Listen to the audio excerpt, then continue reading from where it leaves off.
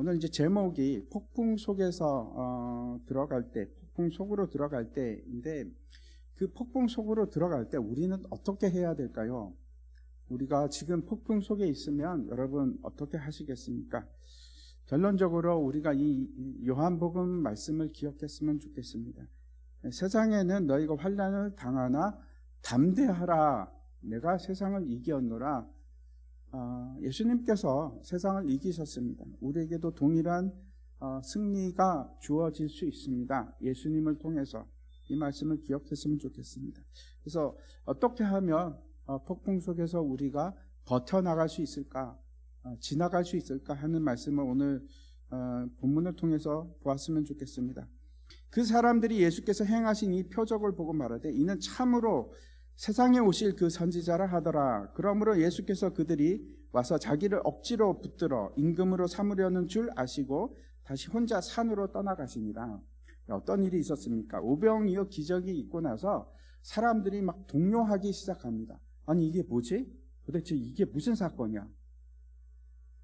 예수님이 이 세상에 오실 바로 그 선지자인가? 그가 메시아인가? 하는 생각을 하기 시작합니다. 그래, 이 사람을 우리의 왕으로 삼자. 그를 왕으로 세우고 세상을 바꾸자, 혁명을 일으키자 하는 이제 생각을 하기 시작합니다. 마가복음을 보시면 6장 45절에 이렇게 되어 있습니다. 예수께서 즉시 제자들을 재촉하사 자기가 무리를 보내는 동안에 배 타고 앞서 건너편 벳세다로 가게 하시고, 여기서는 아주 분명하게 얘기합니다. 마태복음에는 그냥 건너편이라고 나왔는데 마가복음에서는 거기가 벳세다다 이렇게 얘기를 합니다. 근데 다시 요한복음을 보시면 요한복음은 또 어떻게 기록이 되어 있는가 하면 배를 타고 바다를 건너 가버나움으로 가는데 이미 어두웠고 예수는 아직 그들에게 오시지 아니하셨더니 라고 되어 있습니다. 이제 충돌이 일어나는 것처럼 보이죠. 마가는 거기가 벳세다라고 얘기하는 것 같고 요한은 가버나움이라고 얘기하는 건가? 그래서 성경이 틀렸을까요?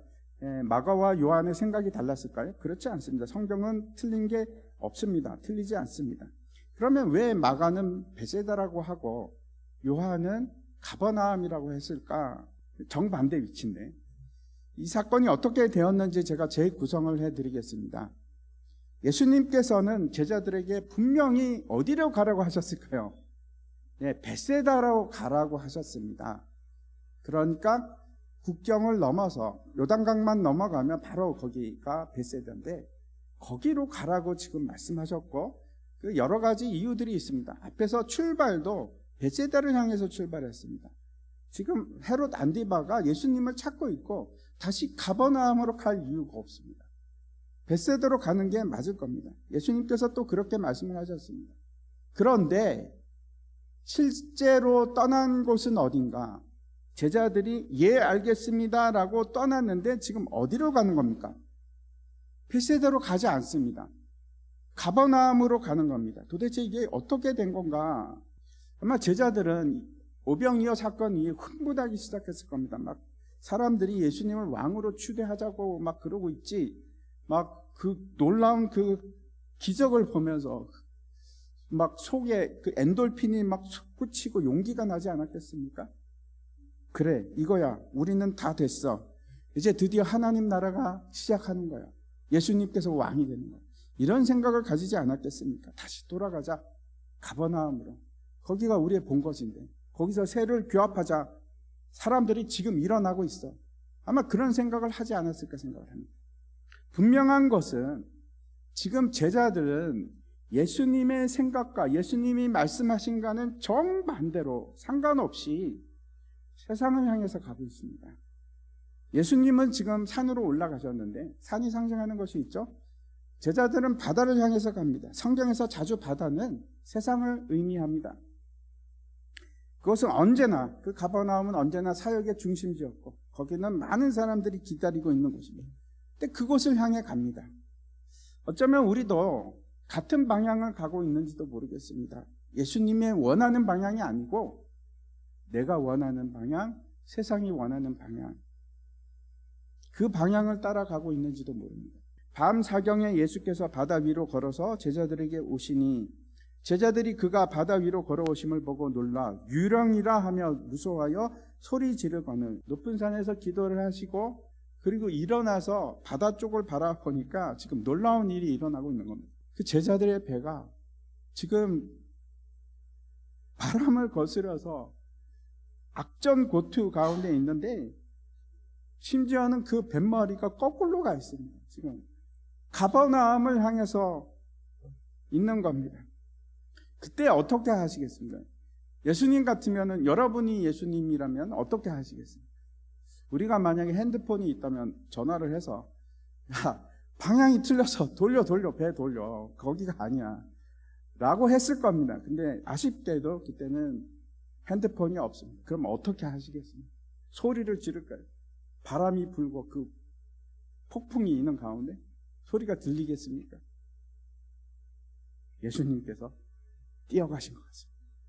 제자들이 드디어 예수님을 발견하고 소리치기 시작합니다. 유령이다. 유령이다. 이 장면에서 이 제자들의 영적인 상태를 한번 생각해 보십시오.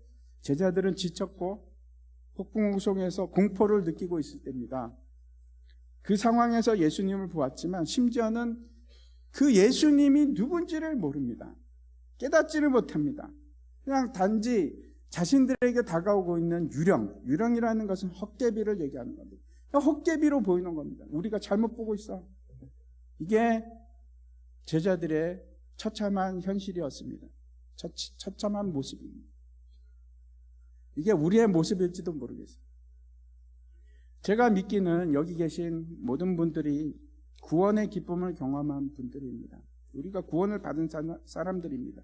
하나님께서 우리에게 주시는 그 오병이어의 기적을 경험한 하나님의 생명의 떡이 무엇인지를 아는 사람들.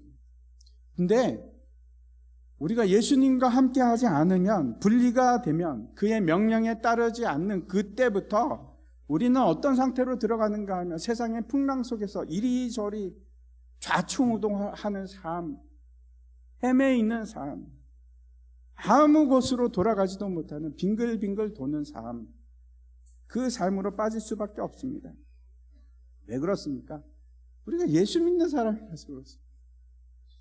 하나님께서 우리가 가기를 원하시는 방향을 가지고 계신데 우리가 가버나움으로 가고자 한다면 하나님께서 우리를 그냥 두시겠습니까? 그냥 일반 사람이면 그냥 두십니다. 그런데 사랑하는 아들이 가버나움으로 가고자 할 때 그냥 두실까요? 저와 여러분은 하나님의 사람이 되었기 때문에 하나님께서 그냥 두고 보시지 않으십니다. 어떻게 해서든지 그걸 막으시려고 하실 겁니다. 그 길이 아니니까. 우리가 가고자 하는 방향은 너무나 뻔합니다. 내가 높아지고 내가 잘되고 내가 인정을 받는 방향, 그게 우리가 가고자 하는 방향 아닙니까? 근데 하나님은 우리에게 소원을 두고 계십니다. 하나님의 깊으신 뜻을 따라서 우리 안에서 소원을 두고 행하십니다. 우리가 원하는 길이 아니고 그 길이, 하나님께서는 그 길이 행복한 길이 아니라는 걸 알고 계십니다. 그 길이 형통한 길이 아니라는 것을 분명히 알고 계시고 우리에게 가기를 원하시는 길이 있습니다. 그 길을 가기 위해서는 여러분 우리가 고집을 꺾어야 돼요. 내가 가고 싶은 길을 가는 것이 아니고 하나님께 순종하는 그 길을 가야 됩니다. 베드로가 대답하여 이르되 주여 만일 주님이시거든 나를 명하사 물 위로 오라 하소서 하니 오라 하시니 베드로가 배에서 내려 물 위로 걸어서 예수께로 가되 바람을 보고 무서워 빠져가는지라 소리 질러 이르되 주여 나를 구원하소서 하니 베드로는 왜 이런 일을 했을까요? 물 위로 걷는 게 너무 신나 보여서 너무 재미있을 것 같아서 그래서 그랬을까요? 베드로도 예수님처럼 폭풍에 흔들리는 배에 탄 사람이 아니고 상황과 조건을 모두 벗어나서 그것을 통치하기를 원하는 겁니다. 이 상황을 통치하는 사람이 되기를 원합니다. 폭풍에 승리하고 그리고 폭풍을 지배하는 자가 되기를 원합니다. 우리는 어떤 사람인가 하면 땅에 충만하고 땅을 정복하고 모든 피조물, 모든 생물을 다스리게끔 그렇게 땅에 세움을 받은 자입니다. 그렇게 창조된 자입니다.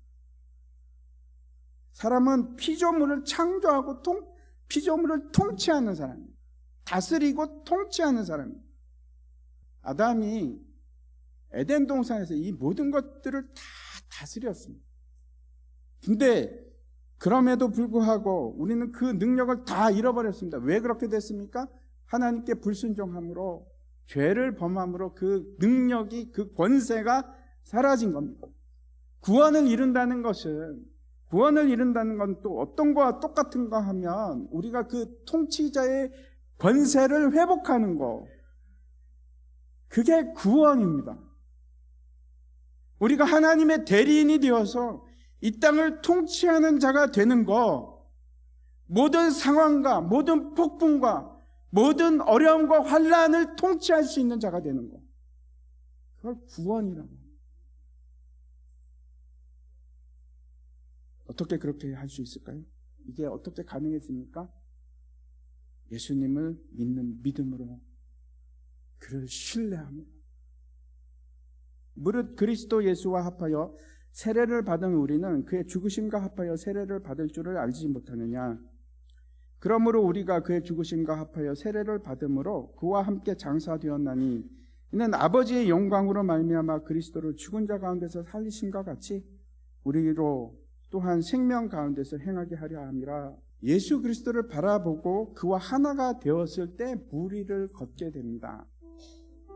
그런데 그 마음이 다시 세상을 향해서 돌이킬 때, 바라봤을 때, 몰아치는 그 바람을 보았을 때 다시 물속으로 빠졌다. 예수님께서 하셨던 이 말씀을 기억하시기 바랍니다.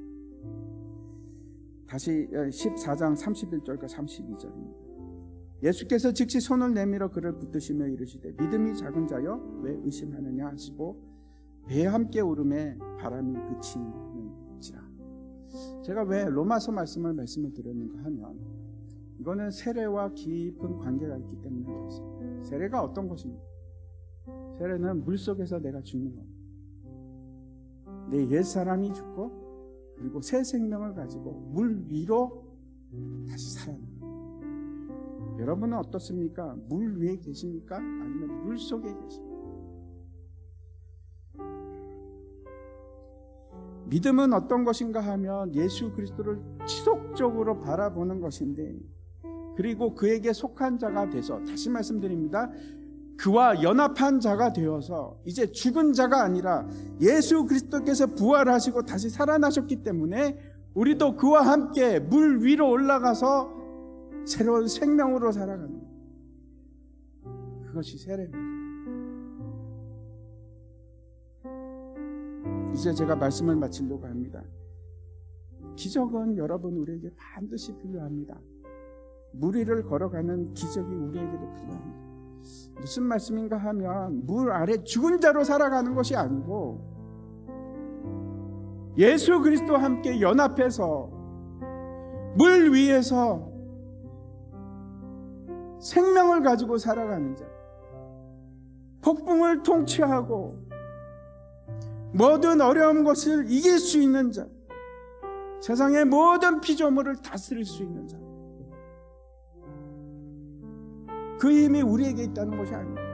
그 힘이 예수님께 있습니다. 그리고 그 예수님과 연합할 때, 하나가 될 때 우리는 그렇게 승리하는 자예요. 제가 이제 말씀을 정리하겠습니다. 믿음은 첫 번째, 예수님께 순종하는 것을 말합니다. 그가 가라고 하는 것으로 가, 그의 말씀을 따라 사는 겁니다. 여러분, 예수 그리스도를 믿으시죠? 주로 고백하시죠? 주인이라는 것은 그분이 말씀하시는 걸 내가 안 듣겠습니다 하는 게 주인이 아니고, 예수 그리스도가 주인이라면 나는 그 말씀에 순종하는 겁니다. 그걸 믿음이라고 합니다.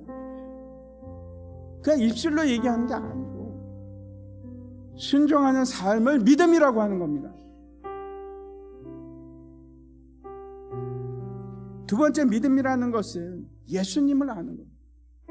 지식적으로 아는 것이 아닙니다. 우리 삶 가운데서 예수님을 아는, 그가 살아계신 하나님이라는 것을 아는, 내 삶 속에서 역사하시는 하나님이라는 것을 내가 아는, 글자 속에서 예수님을 보는 것이 아니고 살아있는 삶 가운데서 예수님을 보는 것, 그걸 믿음이라고 합니다. 그리고 믿음은 예수님을 바라보고 그와 연합하는 하나가 됩니다. 그래서 그가 부활하십니다. 나도 부활합니다. 그때 기적이 일어납니다. 우리에게 계속해서 폭풍이 덮쳐올 겁니다. 예수님께서 임마누엘 하나님이 되신다는 것은, 그래서 우리에게 폭풍도 없고 환난도 없고 어려움이 없는 것이 아닙니다. 그런 것이 아닙니다. 임마누엘 하나님이 되시는 것은 그 폭풍 가운데서 우리와 함께 하시는 거예요. 그래서 우리를 승리케 하시는 걸 말합니다. 우리가 이겨내는 것, 우리가 통치하게 됩니다. 하늘과 땅의 권세를 예수님께서 받으셨고 그 권세를 우리에게 위임하셨어요. 그래서 우리는 승리할 수 있어요. 그리고 폭풍이 올 때 우리에게 필요한 것은 이 믿음입니다. 예수님을 바라보고 예수님을 의지해서 그와 함께 연합해서 하나가 되는 겁니다. 그때 세상이 감당할 수 없는 사람이 되고 우리에게 기적이 일어납니다.